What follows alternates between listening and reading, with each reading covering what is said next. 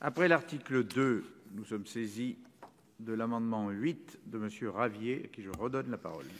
Merci Monsieur le Président. Monsieur le Président, mes chers collègues, cet amendement vise à exclure des dispositifs d'asile les étrangers condamnés, même à mort, pour participation à une organisation terroriste. Vendredi dernier, du sang français a encore coulé. Une nouvelle fois, notre beau pays de France a subi une attaque barbare lors de laquelle un professeur a été assassiné sous les coups d'un terrorisme islamiste. Simplement car il a voulu défendre la liberté d'expression. Ce ne sera jamais que la 33e attaque depuis janvier 2015, soit à peu près une tous les 2 mois. Malheureusement, je constate que les Français ont entendu Manuel Valls, alors Premier ministre, et qu'ils se sont habitués au terrorisme. Une attaque, puis une autre, encore une autre. On sort les bougies, les drapeaux français, on se rassemble, on chante au choix Imagine de John Lennon ou la Marseillaise pour les plus audacieux, et on range tout ça jusqu'à l'attaque d'après.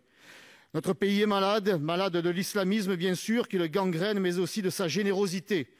L'Europe a ouvert ses frontières aux faux réfugiés de guerre, car quand on part de la Turquie, on n'est pas un réfugié de guerre.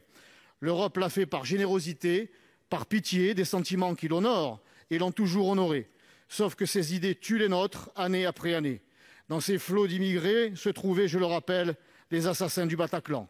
Le terroriste de Conflans-Sainte-Honorine avait lui aussi obtenu l'asile. Ceux qui le lui ont accordé ont du sang français sur la conscience. Depuis 2011, l'État savait qu'il était lié au terrorisme tchétchène et vous l'avez quand même laissé vivre en France depuis. Cessons cette générosité qui confine à la naïveté. Redescendons sur terre.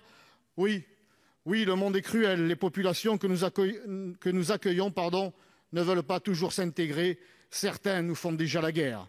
Redevenons réalistes, protégeons d'abord les nôtres de ces barbares. Plus une goutte de sang français ne doit être versée sur l'autel de l'idéologie du vivre ensemble et de la générosité qui nous désarme. L'amendement que je vous présente ici est le plus simple, clair et efficace qui soit. Aujourd'hui, un homme condamné à mort peut demander l'asile en France.